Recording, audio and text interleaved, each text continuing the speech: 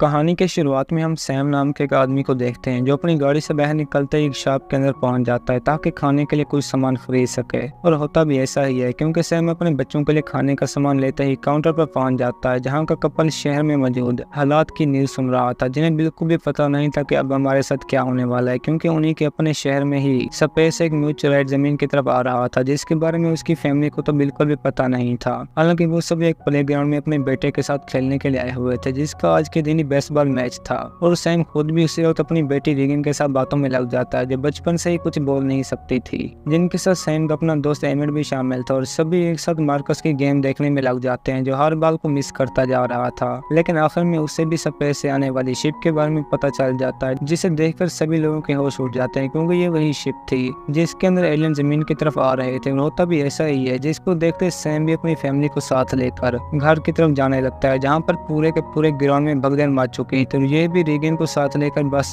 जाना ही वाला था कि बीच में पुलिस के आने पर उनसे हर चीज के बारे में पूछने लगता है जो खुद भी नहीं जानता था कि यहाँ पर क्या हो रहा है। और इस बात के कहने के बाद पुलिस वाले पर भी एलियन हमला करते उसकी जान ले लेता है, जिसके बाद सैम भी भागने की कोशिश में लग जाता है। लेकिन उसकी गाड़ी तो चलने का नाम ही नहीं ले रही थी। जिनकी दूसरी साइड पर सैम की बीवी वैली का भी यही कुछ हाल था, जिस पर जाते वक्त एलियन ने बहुत बुरी तरह हमला कर दिया था, लेकिन वो भी हिम्मत नहीं आती और आखिर में बस के सामने आ लगने पर इससे भी बाहर निकलना ही पड़ता है। जबकि सैम खुद भी अपनी गाड़ी से बाहर निकलकर एक शॉप के अंदर छुप गया था जिसमें और भी लोग बहुत से छुपे हुए थे। और एक लड़की तो बहुत ही डरी हुई थी जिसे रीगन खामोश कराने की भी बहुत कोशिश करती है, लेकिन काम नहीं बनता क्योंकि बीच में लड़की को फोन आने पर अब एलियन को भी इनके बारे में पता चल गया था, जिसकी वजह से वो अंदर आने के बाद एक एक करते सभी को मारने में लग जाता है। लेकिन सैम भी अपनी बेटी को साथ लेकर फैमिली के पास पहुंच गया था, जिनकी लाइफ को पुलिस वाला अपनी जान देकर बचा लेता है। और हमें भी इस सब के बाद कुछ टाइम आगे की कहानी बताई जाती है जहाँ पर सैम की मौत होने के साथ साथ वैली ने भी एक एलियन को मार दिया था, जिनकी बस एक ही कमजोरी थी कि एयर मशीन के साथ मारा जा सकता था।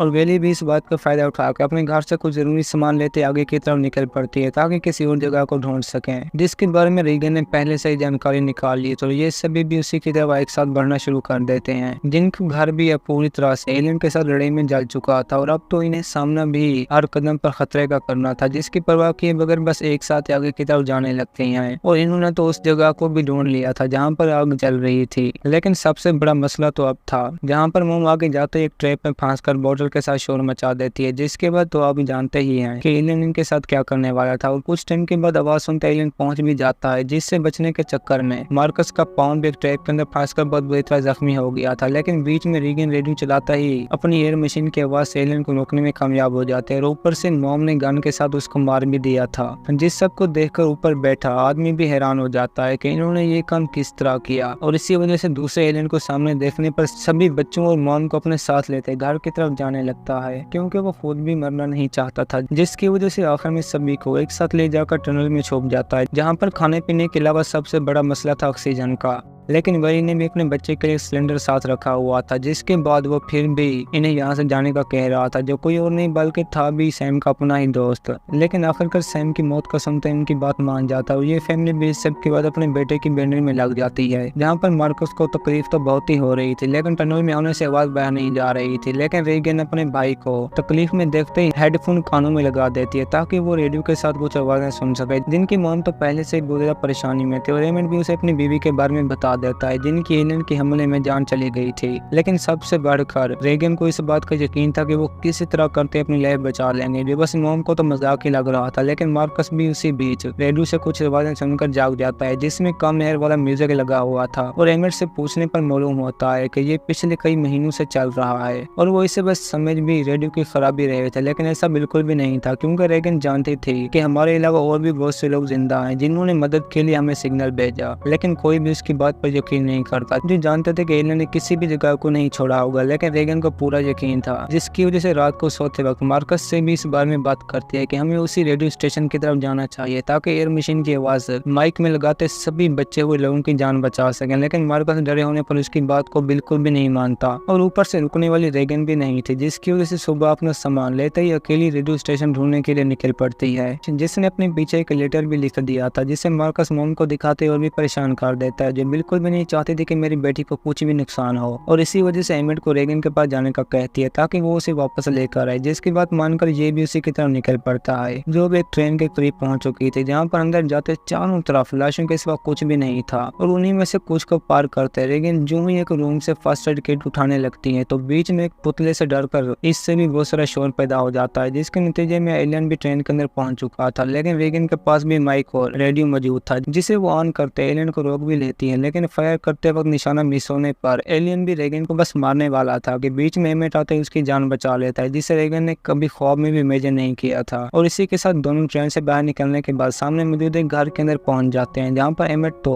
उसे अपने साथ वापस चलने का कह रहा था, लेकिन रेगन उसकी एक बात भी नहीं सुनती और वो एमिट को समझाने पर उसे भी अपने साथ शामिल कर लेती है, जो जानते थे कि अगर रेडियो स्टेशन पर पहुंच गए तो शहर में मौजूद सभी एलियन को मारा जा सकता है। जिनकी दूसरी साइड पर मॉम भी अपने छोटे बच्चे के लिए बहुत ज्यादा परेशान थे, क्योंकि उसका ऑक्सीजन सिलेंडर भी खत्म हो गया था, जिससे वो बच्चे को रोते वक्त खामोश करा देती थी। लेकिन अब बाहर जाना ही पड़ेगा, और इसी वजह से मार्कस को जाने से पहले बताते आगे की तरफ निकल पड़ती है ताकि फार्मेसी से सिलेंडर ले सके। जबकि दूसरी तरफ अब एमिट ने भी रेगन को साथ ले चलने के लिए बोट ढूंढ ली थी ताकि समंदर के दूसरे शहर पर आइलैंड तक पहुंचा जा सके, जहां पर वो रेडियो स्टेशन मौजूद था। जिसके बाद दोनों एक साथ समंदर किनारे की तरफ निकल पड़ते हैं, जहां पर टनल में मार्कस भी अपने भाई के साथ खेलने के बाद टनल से बाहर पहुंच जाता है ताकि इस जगह को और गहराई से देख सके, लेकिन ये उसकी सबसे बड़ी गलती थी। जहां पर आगे जाते मार्कस चीजों को बस देख ही रहा था कि बीच में एक औरत की डेड बॉडी को देखकर डर के मारे नीचे गिर जाता, जो थी भी एमिट की अपनी ही वाइफ। और इस समय मार्कस से शोर भी पैदा हो गया था, जिसके बाद एलियन बिना देखे इसी की तरफ भागना शुरू कर देते हैं, और इस समय उन्होंने एमिट के घर की लिमिट भी क्रॉस कर ली थी, जिसकी वजह से मार्कस भी डर के मारे टनल के अंदर जाने पर बहुत बुरी तरह फंस जाता है, क्योंकि तेजी के साथ अंदर जाने पर डोर भी बाहर से लॉक हो गया था। जबकि रेगन भी अब एमिट के साथ नदी के किनारे पहुंच गई थी, लेकिन उन्हें यहाँ पर कोई मसला लग रहा था, जिसको देखने के लिए एमिट जो ही आगे की तरफ जाता है तो अब उनको भी अपने सामने एक छोटी बच्ची बैठी हुई नजर आती है, जिसके बारे में ये दोनों बिल्कुल भी नहीं जानते थे कि वो किस तरह अब तक भी जिंदा बची है। लेकिन फिर भी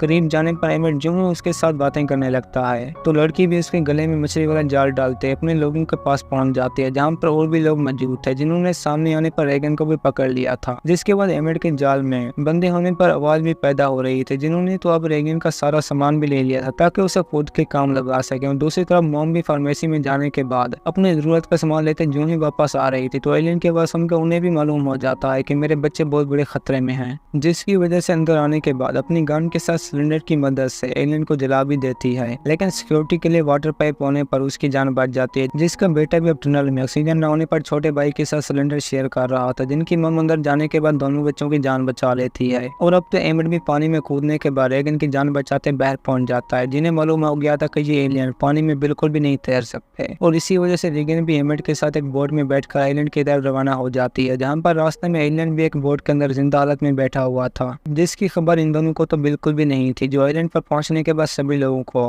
हंसता खेलता देखते और भी हैरान हो जाते हैं, क्योंकि उन पर एलियन ने बिल्कुल भी हमला नहीं किया था। और इसी वजह से एमिट भी वहाँ के मुखिया के साथ मिलते हैं, रेगन के बारे में बता देता है कि इसी बच्चे की वजह से हम यहाँ पहुँच सके, जिसने भेजे हुए सिग्नल को समझा था। और मुखिया इन्हें ये भी बताता है कि हमने इंसानों की मदद के लिए बहुत सारे शिप को एक साथ भेजा, लेकिन उनमें से सिर्फ 2 ही लोगों के साथ वापस आई, और ऊपर से इस इलाके वाले लोगों की जान भी बीच में पानी होने की वजह से बची हुई थी, जिसको देखने के लिए एमिट जो ही सुबह बीच पर जाता है तो अब एलियन वाली बोट को वहीं देखते इसके भी होश उड़ जाते हैं, जिसने गाँव में पहुंचने के बाद सभी पर हमला कर दिया था और बहुत सारे लोग मारे भी जा चुके थे, जिसकी वजह से मुखिया रेगन और एमिट को साथ लेकर रेडियो स्टेशन पर पहुंच जाता है, जिसमें उसकी अपनी जान तो बिल्कुल भी नहीं बचती। लेकिन रेगन अब किसी तरह स्टेशन के अंदर पहुंच चुकी थी, जिसकी मदद करने के चक्कर में एमिट भी बहुत जख्मी हो गया था। लेकिन ये भी आखिर में रेडियो पर वॉइस चलाते सभी एलियन को एक साथ रोक लेती है, और मार्कस भी वॉइस सुनने के बाद उसे एलियन के सामने लाते खामोश करा देता है, जिसके बाद ये दोनों बहन भाई एक साथ मार्कस तो गन के साथ एलियन को खत्म कर देता है, जबकि रेगन एक लोहे का रॉड लेते ही एलियन के सर पर मारकर काम तमाम कर देती है। और इसी के साथ हमारी भी आज की ये कहानी खत्म होती है। दोस्तों, अगर आपको हमारी कहानी पसंद आई हो तो वीडियो को लाइक और चैनल को सब्सक्राइब जरूर कीजिए।